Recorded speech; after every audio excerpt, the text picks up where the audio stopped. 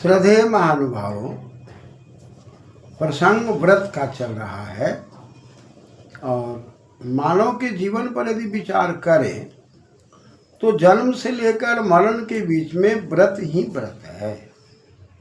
हम अच्छाइयों का वर्ण करते चले जाते हैं। निश्चित रूप से वर्ण करते करते हम वरुण बन जाते हैं और वरुण में तरुण है, तरुण में अरुण है। वरुण जल देवता को कहा गया, हम शीतल हो जाते हैं।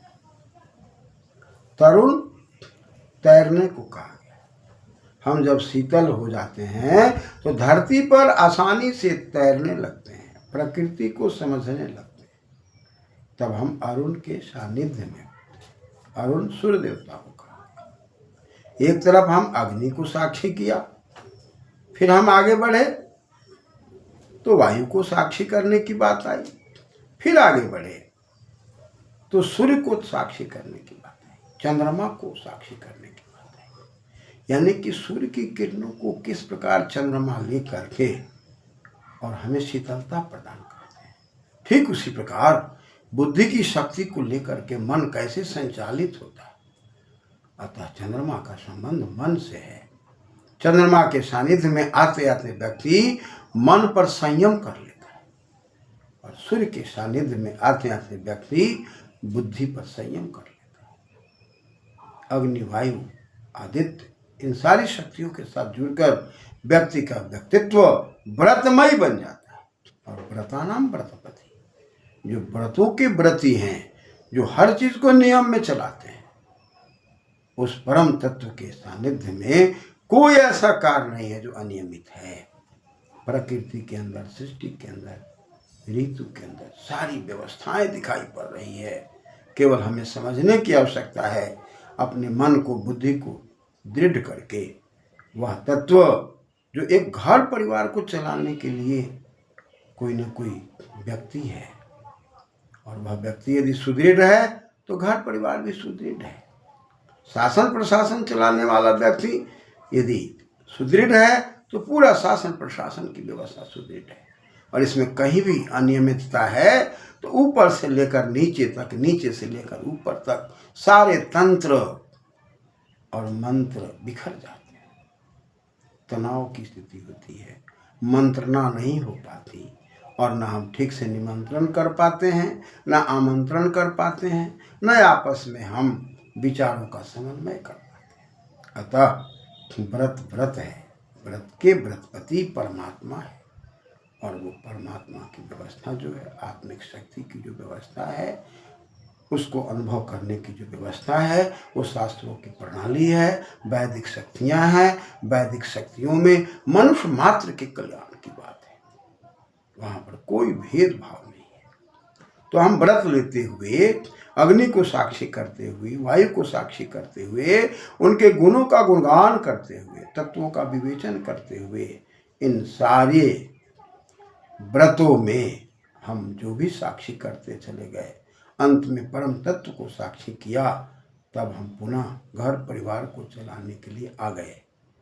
अब हमारे जीवन में अग्नि का व्रत है, हमारे जीवन में वायु का व्रत है, हमारे जीवन में सूर्य का व्रत है, हमारे जीवन में चंद्रमा का व्रत है और हमारे जीवन में परम तत्व का व्रत है। ऐसे 5 व्रतों के साक्षी करने वाले स्वरूपों में विलीन होकर अब हम परिवार में आते हैं। ये सारे व्रत विद्या अध्ययन के क्षेत्र में, गुरुकुलीय प्रणाली में जब हम करके अपने आप को दृढ़ होते हैं, तब हम गृहस्थ में आते हैं और गृहस्थ की व्यवस्था स्वतः अनुकूलित हो जाती है।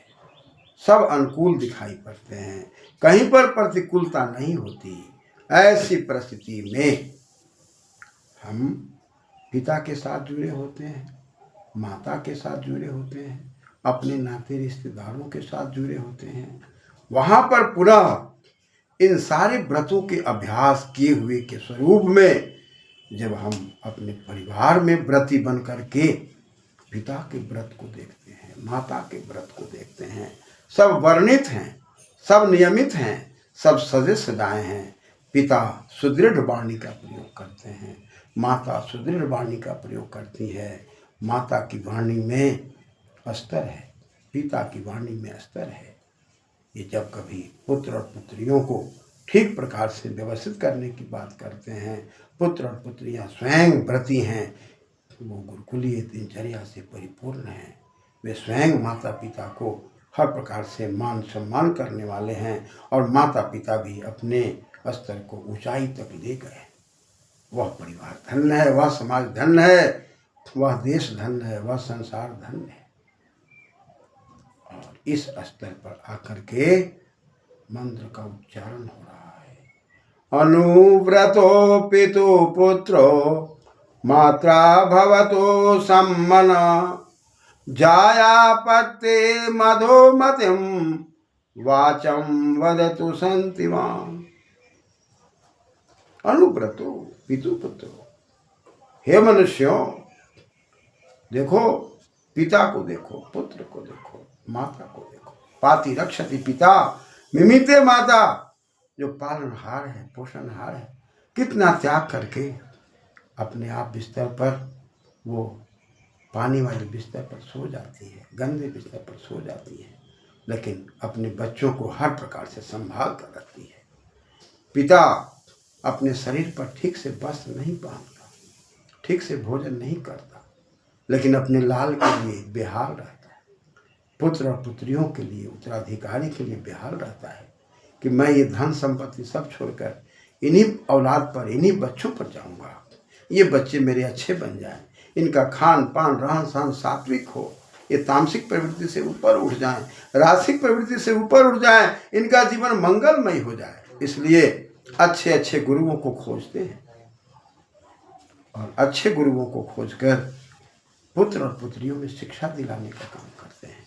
चरित्रवान गुरु को खोजते हैं, सात्विक गुरु को खोजते हैं, जिनका खान पान रहन सहन उत्कृष्ट होता है। और गुरुकुलीय प्रणाली में जो अपने आप को ठीक प्रकार से नहीं ढल पाया, जो व्यवस्था से गलत चले गए, वो भी नहीं चाहते कि मेरे बच्चे गलत हों। अतः गलत व्यक्ति भी अपने बेटा और बेटी को गलत बनाना नहीं चाहता। यही मातृशक्ति है, यही पितृशक्ति है। तो कहा कि भाई, माँ और पुत्र या पुत्री मिल करके घर परिवार को कैसे चलाना है, घर परिवार को कैसे जोड़ के रखना है, घर परिवार का शासन कैसे होगा, अनुशासन कैसे होगा। बैठते हैं, विचार करते हैं, विमर्श करते हैं, कौन सी वस्तुओं का कैसे विनियोग करें, घर का निर्माण कैसे करें, कैसे हम इसमें आदर्श प्रकट करें। ये कार्य माता, पुत्र और पुत्रियां सब मिलकर के करते हैं और पिता के आदर्श से ये सब जुड़े होते हैं। वहाँ पर पिता जैसे ही वाणी का प्रयोग करते हैं, आदर्श में पिता की वाणी को सुनकर पुत्र और पुत्रियां खिल जाते हैं और उनके आदेश का पालन करने के लिए तत्पर हो जाते हैं। अनुव्रतो पितु पुत्र मात्रा भवतु सम्मनः, माता से मन मिला होता है। ऐसा लगता है कि माँ का मन और संतान का मन एक है। यह जो एकत्व है, और उस एकत्व में पिता का आदेश आकर्षक रूपेण दिशति आदेश, वह आदेश समान आदेश नहीं होता, वो फुहर वाला आदेश नहीं होता।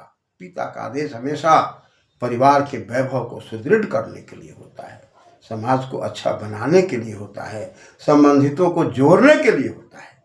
यह स्वरूप पिता का होता है। और ऐसे स्वरूप को सुनकर माता, पुत्र, पुत्रियां सब सजाने के लिए चल पड़ते हैं। कहा कि अनुव्रतो पितु पुत्र मात्रा भवतु सम्मनः जायापत्ते मधुमति।